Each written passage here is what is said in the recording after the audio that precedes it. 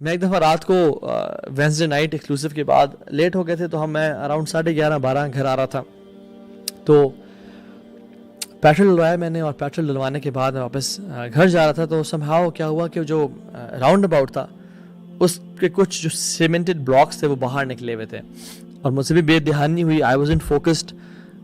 میری گاڑی کا ٹائر اس پہ لگا اور وہ گاڑی اچھلی اور وہ نیچے گرا اور اس کا ایکسل ٹوٹ گیا. ٹھیک ہے، اس کا جو نیچے والا ٹائر تھا رائٹ والا وہ بالکل فری ہو گیا اور وہ پنچر بھی ہو گیا، اور اس کا جو ریم تھا وہ بھی ٹوٹ گیا. اتنی زور سے ہٹ ہوا اس کو. I was like سبحان اللہ قدر اللہ ما شاء فعل، یہ کیا ہو گیا. And I was there, I was cool and calm.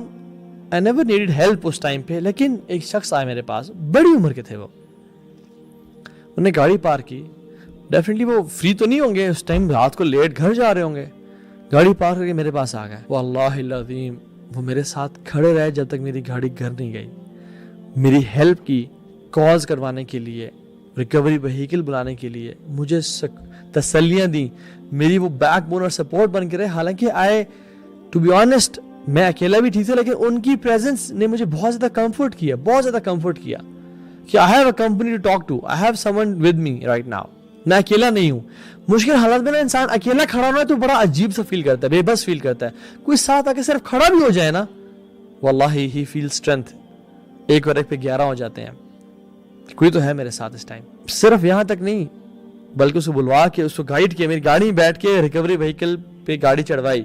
یہ کہا کہ تم نہیں کرو، میں کروں گا یہ، اور چڑھوا کے گھر پہنچایا. اور پھر یہاں تک انسان بس ٹھیک ہے مدد کرتی ہے، اب چھوڑ دے.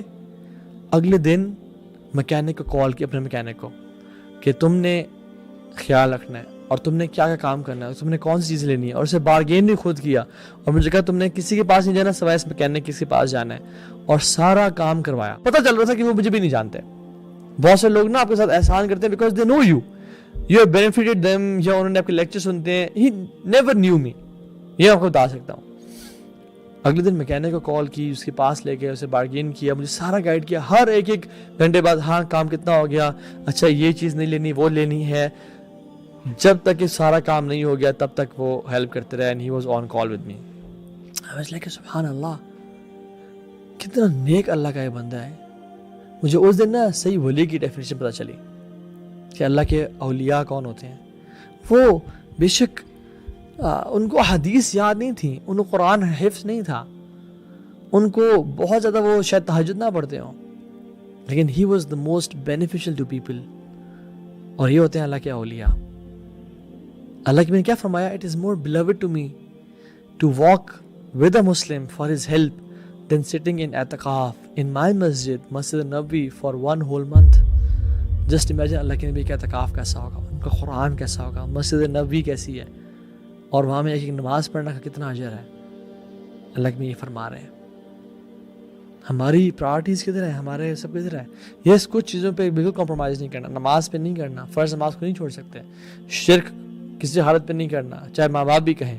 لیکن آپ فری ہو تو مدد کر دو نا کسی کی. یار پیسے کمانے پیچھے لگے ہوئے ہو، اللہ آپ کی مدد کرے گا. آپ اپنے کھانا کھانا جا رہے ہو، آپ اس کی مدد کر دو. کچھ دیر لیٹ ہو گئے تو کیا ہوا، کچھ نہیں ہوا. So be from those people who are the most beneficial to people. Whoever walks with his brother regarding a need until he secures it for him, then Allah subhanahu wa ta'ala will make his footings firm across the bridge on the day of judgment, when the footings will be shaken. Allahu Akbar. کہ جو اپنے بھائی کی مدد کرے گا، کہاں تک اس حدیث میں کیا آتا ہے نیکسٹ اسٹیپ میں، کہ جب تک وہ اس کا کام کروا نہیں لیتا، جب تک وہ اس کا کام سیکیور نہیں کر لیتا، تو اللہ سبحانہ و تعالیٰ قیامت کے دن پل صراط کے اوپر سے جب لوگوں کے قدم پھسل رہے ہوں گے، اس کے قدموں کو جماعت دے کر اور کھڑا کر دے گا. اللہ اکبر.